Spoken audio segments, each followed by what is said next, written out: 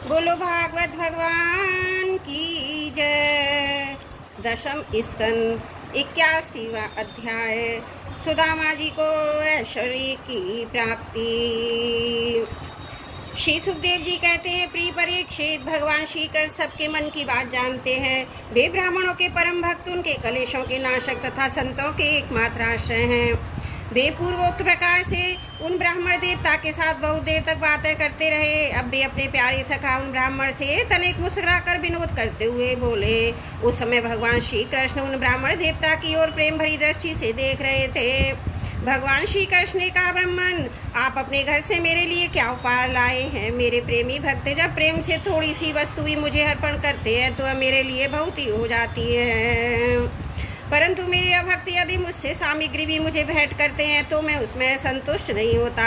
जो पुरुष प्रेम भक्ति से फल फूल अथवा पत्ता पानी में से कोई भी वस्तु मुझे समर्पित करता है तो मैं उस शुद्ध चित्त भक्त का वह प्रेम उपहार केवल स्वीकार ही नहीं करता बल्कि तुरंत भोग लगा लेता हूँ। परीक्षित, भगवान श्री कृष्ण के ऐसा कहने पर भी उन ब्राह्मण देवता ने लज्जावश उन लक्ष्मीपति को वे 4 मुट्ठी चिवड़े नहीं दिए।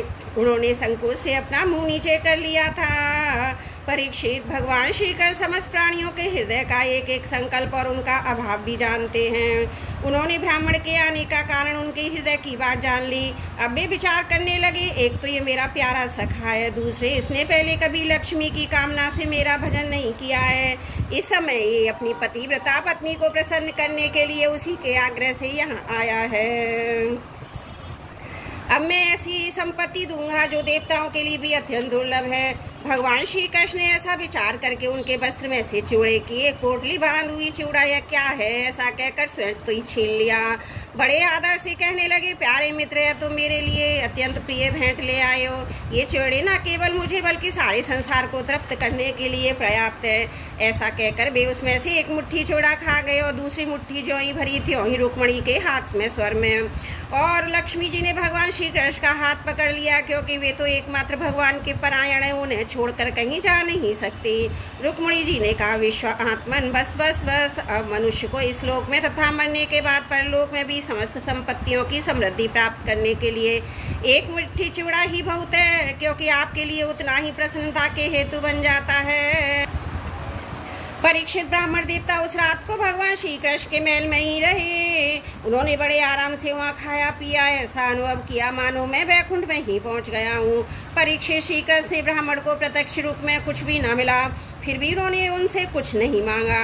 वे अपनी चित्त की करतूत पर कुछ लज्जित से होकर भगवान श्री कृष्ण के दर्शन जनित आनंद में डूबते उतारते अपने घर की ओर चल दिए। वे मन ही मन सोचने लगे, हो कितने आनंद और आश्चर्य की बात है, ब्राह्मणों को अपना इष्ट देव मानने वाले भगवान श्री कृष्ण की ब्राह्मण भक्ति आज मैंने अपनी आंखों से देख ली है।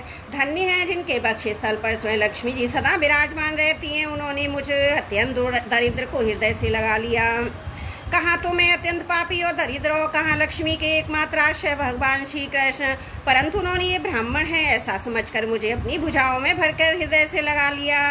इतना ही नहीं, उन्होंने मुझे इस पलंग पर सुलाया जिस पर उनकी प्राण प्रिया रुक्मणी जी शयन करती हैं, मानो मैं उनका सगा भाई हूँ। कहाँ तक कहूँ, मैं थका हुआ था, इसलिए स्वयं उनकी पटरानी रुक्मणी जी ने अपने हाथों चबड़ डुलाकर मेरी सेवा की। ओहो, देवता के आराध्य देव होकर भी ब्राह्मण को अपना इष्ट देव मानने वाले प्रभु ने पांव दबाकर अपने हाथों खिला पिला कर मेरी अत्यंत सेवा शुश्रूषा की है।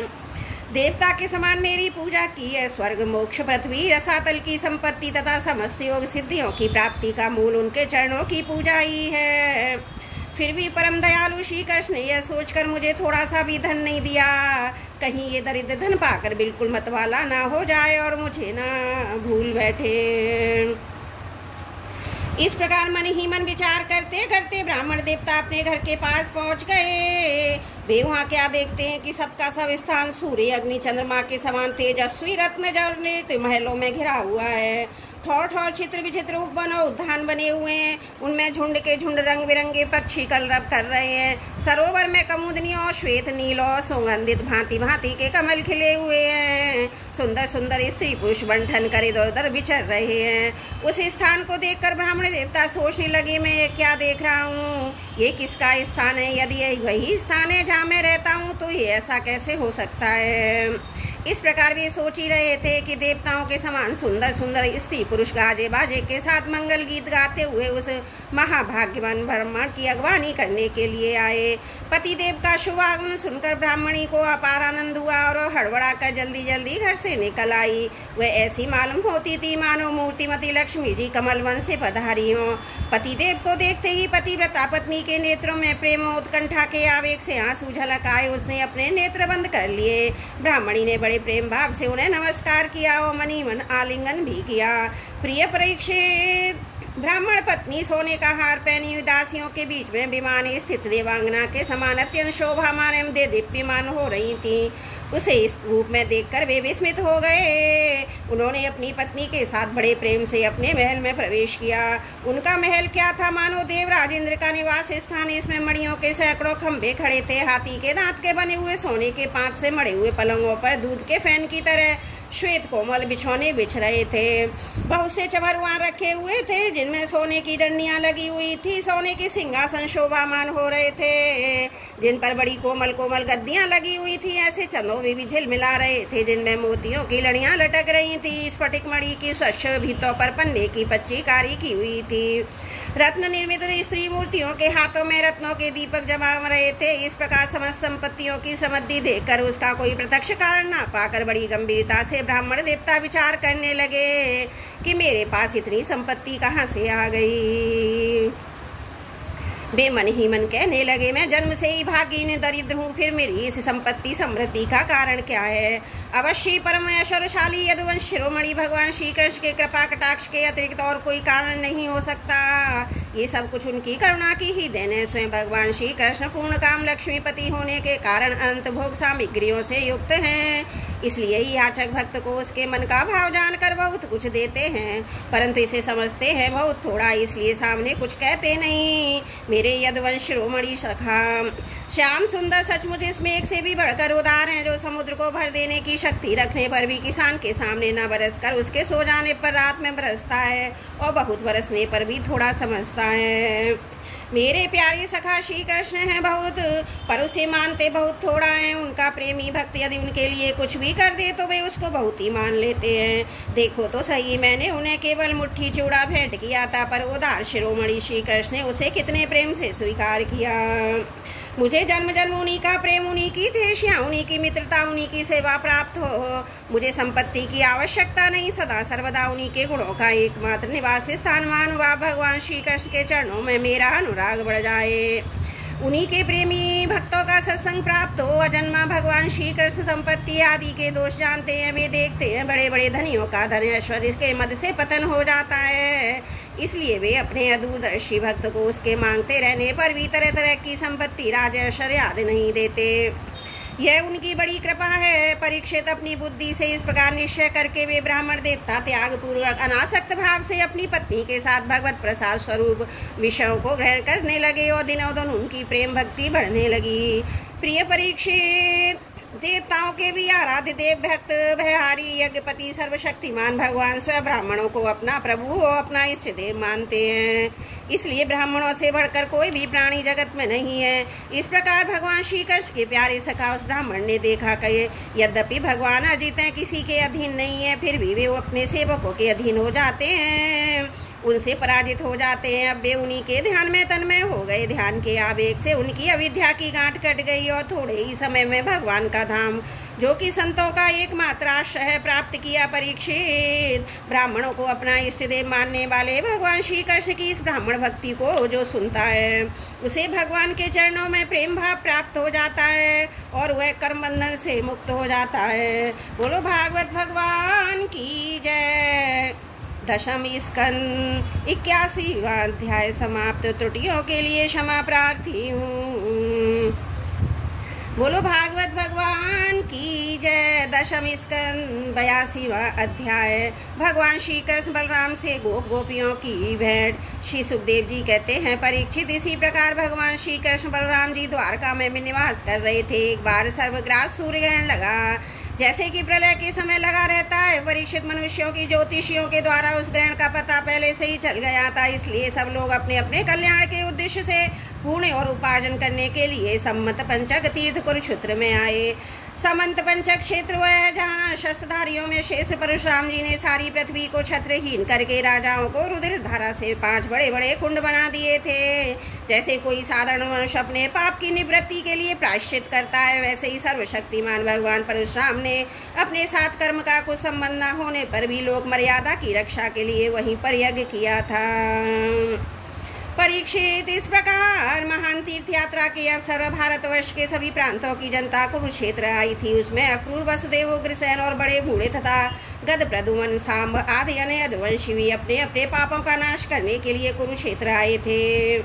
प्रद्युम्न नंदन अनिरुद्ध और यदुवंशी सेनापति कृतवर्मा ये दोनों सुचंद्र, शुक, सारण आदि के साथ नगर की रक्षा के लिए द्वारका में रह गए थे। यदुवंशी एक तो स्वभाव से ही परम तेजस्वी थे, दूसरे गले में सोने की माला, दिव्य पुष्पों के हार, बहुमूल्य वस्त्र और कवचों से सुसज्जित होने के कारण उनकी शोभा और भी बढ़ गई थी।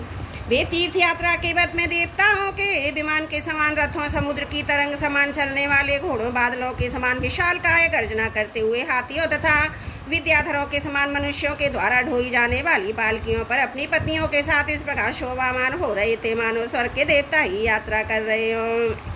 महाभाग्यवान यदुवंशियों ने कुरुक्षेत्र में पहुंचकर एकाग्र से संयम पूर्वक स्नान किया और ग्रहण के उपलक्ष्य में निश्चित काल तक उपवास किया। उन्होंने ब्राह्मणों को गौदान किया, ऐसी गौ का दान किया जिनकी वस्त्रों की सुंदर सुंदर झूले, पुष्पमाला एवं सोने की जंजीरें पहनाई दी गई थी। इसके बाद ग्रहण का मोक्ष हो जाने पर परशुराम जी के बनाए हुए कुंडों में यदुवंशियों ने विधि पूर्वक स्नान किया। सतपात ब्राह्मणों को सुंदर सुंदर पकवानों का भोजन कराया। उन्होंने अपने मन में ये संकल्प किया था कि भगवान श्री कृष्ण के चरणों में हमारी प्रेम भक्ति बनी रहे। भगवान श्री कृष्ण को ही अपना आदर्श और इष्टदेव मानने वाले यदुवंशियों ने ब्राह्मणों से अनुमति लेकर तब स्वयं भोजन किया और फिर घनी एवं ठंडी छाया वाले वृक्षों के नीचे अपनी अपनी इच्छा के अनुसार डेरा डालकर ठहर गए।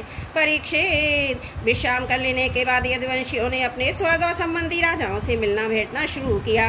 वहाँ मत्स्य, उशी, नर, कौशल, विदर्भ, कुरु, सृजय, कम्बोज, केकय, मद्र, कुंती, अनर्थ, केरल एवं दूसरे अनेकों देशों के अपने पक्ष के द्वारा शत्रु पक्ष के सैकड़ों नरपति आए हुए थे। परीक्षित, इनकी अतिरिक्त यदुवंशियों के परम हितैषी बंधु नंदादि गोप तथा भगवान के दर्शन के लिए चिरकाल से उत्कंठित गोपियां भी वहां आई हुई थी। यादवों ने इन सबको देखा।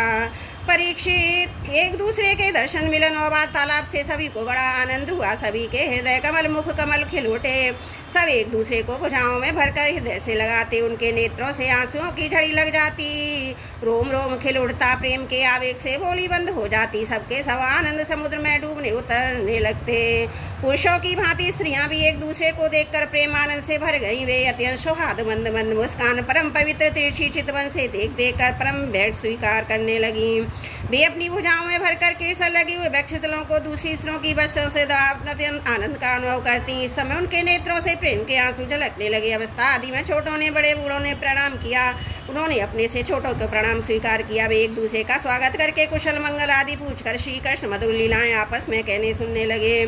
परीक्षित, कुंती, वसुदेव आदि अपने भाइयों बहनों, उनके पुत्रों, माता पिता, भाभियों भगवान श्री कृष्ण को देखकर तथा उनसे बातचीत करके अपना सारा दुख भूल गई।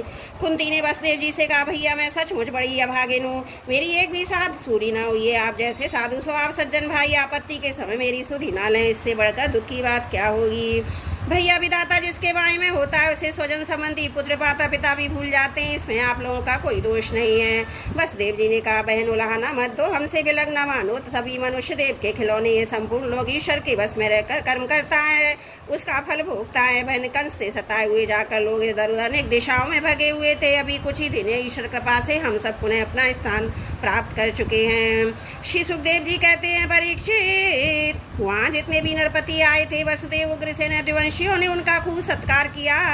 वे सब भगवान शंकर के परमानंद शांति का अनुभव करने लगे। परीक्षित, भीष्म, पितामह, द्रोणाचार्य, धृतराष्ट्र, दुर्योधन आदि पुत्रों के साथ गांधारी पत्नियों के साथ युधिष्ठिर आदि पांडव, कुंती, संजय, विदुर, कृपाचार्य, कुंती, भोज, विराट, भीष्मक, महाराज नवजित, अपुरजित, द्रुपद, शल्य, धृष्टकेशु, काशी नरेश, दमघोष, विशालक्ष, मिथिला नरेश, मद्र नरेश, केकय नरेश, युधामन्यु, सुशर्मा अपने पुत्रों के साथ वाहिक और दूसरे भी युधिष्ठिर के अनुयायी नृपति भगवान श्री कृष्ण का परम सुंदर श्री निकेतन विग्रह, उनकी रानी प्राणियों को देखकर अत्यंत विस्मित हो गए। अब वे बलराम जी भगवान श्री कृष्ण से भली भांति सम्मान प्राप्त करके बड़े आनंद से श्री कृष्ण के स्वजनों यदुवंशियों की प्रशंसा करने लगे। उन लोगों ने मुक्तया उग्रसेन जी संबोधित कर कहा, भोजराज उग्रसेन जी, सच पूछिए तो इस जगत के मनुष्यों में आप लोगों का जीवन ही सफल है। धन्य धन्य, क्योंकि जिन श्री कृष्ण का दर्शन बड़े बड़े योगियों के लिए भी दुर्लभ है, उन्हीं को आप लोग नित्य निरंतर देखते हैं। वेदों ने बड़े आदर के साथ भगवान श्री कृष्ण की कीर्ति का गान किया। उनके चरण धोवन का जल गंगा जल, उनकी वाणी शास्त्र और उनकी कीर्ति इस जगत को अत्यंत पवित्र कर रही है। अभी हम लोगों के जीवन की ही बात है, समय के फेर से पृथ्वी का सारा सौभाग्य नष्ट हो चुका है, परंतु उनके चरण कमलों के स्पर्श से पृथ्वी पर भी समस्त शक्तियों का संचार हो गया है। फिर हमारी समस्त अभिलाषाएं मनोरथों को पूर्ण करने लगी हैं।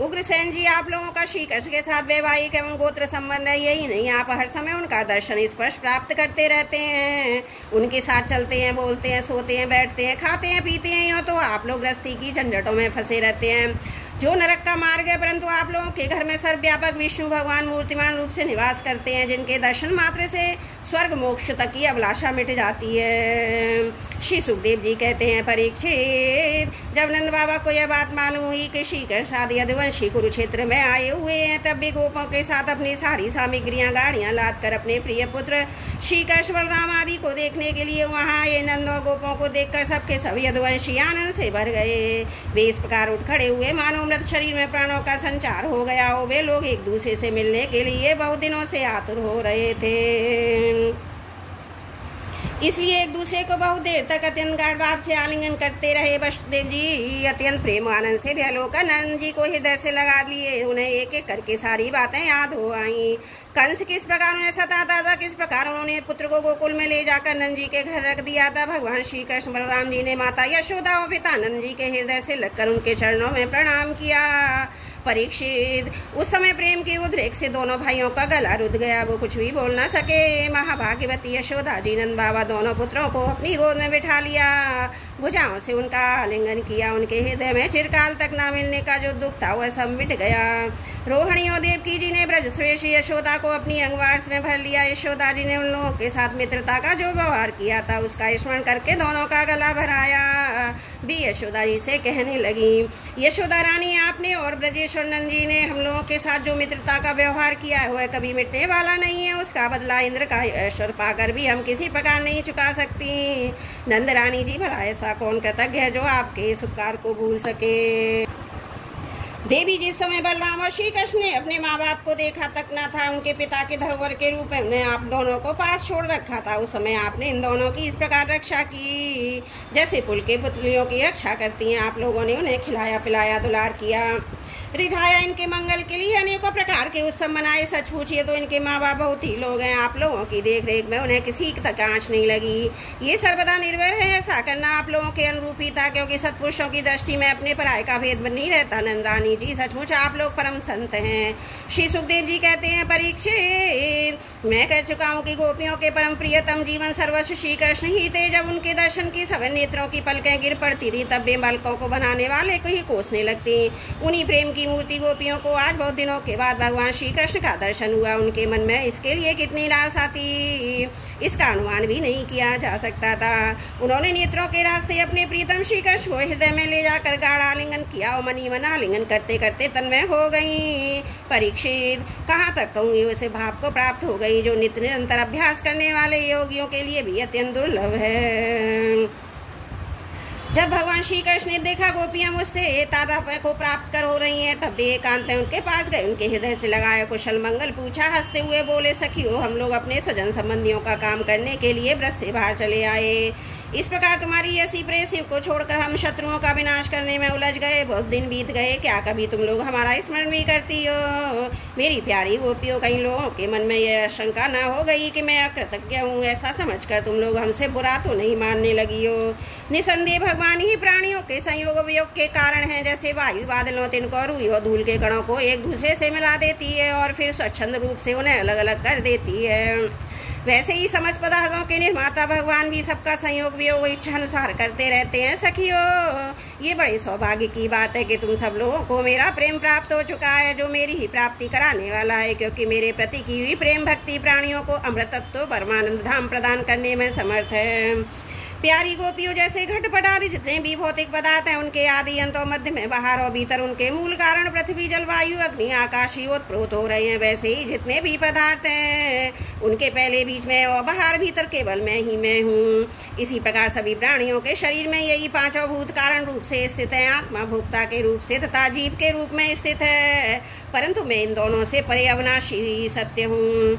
ये दोनों ही मेरे अंदर प्रतीत हो रहे हैं, तुम लोग ऐसा अनुभव करो। श्री सुखदेव जी कहते हैं, परीक्षित, भगवान श्री कृष्ण ने इस प्रकार गोपियों को आत्मज्ञान की शिक्षा से शिक्षित किया। इसी उपदेश के द्वारा बार बार स्मरण से गोपियों का जीवन कोश लिंग शरीर नष्ट हो गया, वे भगवान एक हो गई, भगवान को ही सदा सर्वदा के लिए प्राप्त हो गई। उन्होंने कहा, एक कमल नाभ अगाध बोध संपन्न बड़े बड़े योगेश्वर अपने हृदय कमल में आपके चरण कमलों का चिंतन करते रहते हैं। जो लोग संसार के कुएं में गिरे हुए हैं उन्हें उससे निकलने के लिए आपके चरण कमल की एकमात्र अवलंबन है। प्रभु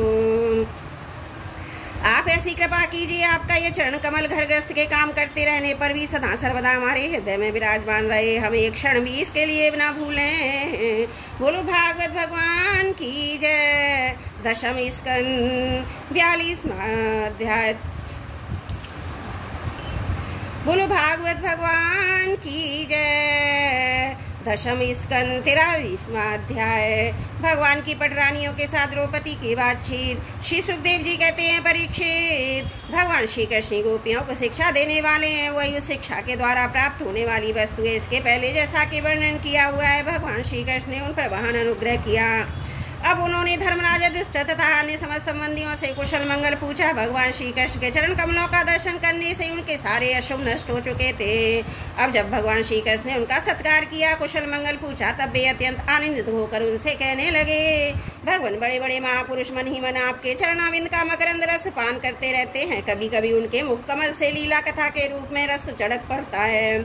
प्रभु इतना अद्भुत दिव्य रस है, कोई भी प्राणी उसको पी ले तो वह जन्म मृत्यु के चक्कर में डालने वाली विस्मृति अथवा विद्या को नष्ट कर देता है। उसी रस को जो लोग अपने कानों के दोनों में भर भर कर जीव पीते हैं, उनके अमंगल की आशंका ही क्या है। भगवान आप एक रस ज्ञान स्वरूप अखंड आनंद के समुद्र हैं। बुद्धि वृत्तियों के कारण होने वाली जागृत, स्वप्न, सुषुप्ति, ये तीनों अवस्थाएं आपके स्वयं प्रकाशक स्वरूप तक पहुंच ही नहीं पाती, दूर से ही नष्ट हो जाती हैं। आप परमहंसों की एकमात्र गति हैं। समय के फेर से वेदों का हर्ष होते देखकर उनकी रक्षा के लिए आपने अपनी अचिंत्य योग माया के द्वारा मनुष्य का सा शरीर ग्रहण किया है।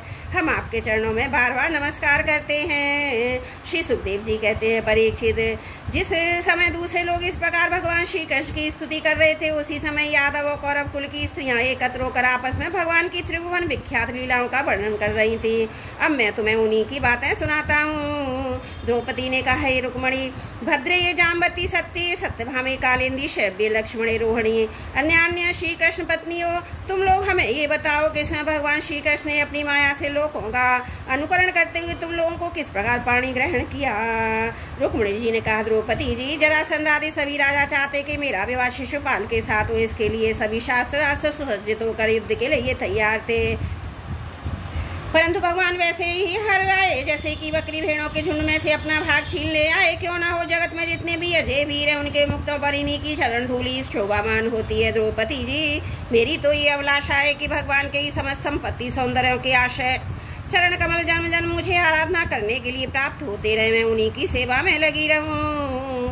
सत्यभामा ने कहा, द्रौपदी जी, मेरे पिताजी अपने भाई प्रसेन की मृत्यु से बहुत दुखी हो रहे थे, अतः उन्होंने उनके वध का कलंक भगवान पर ही लगाया। उस कलंक को दूर करने के लिए भगवान ने रक्षराज जामबान पर विजय प्राप्त की। वह रत्न लाकर मेरे पिता को दे दिया।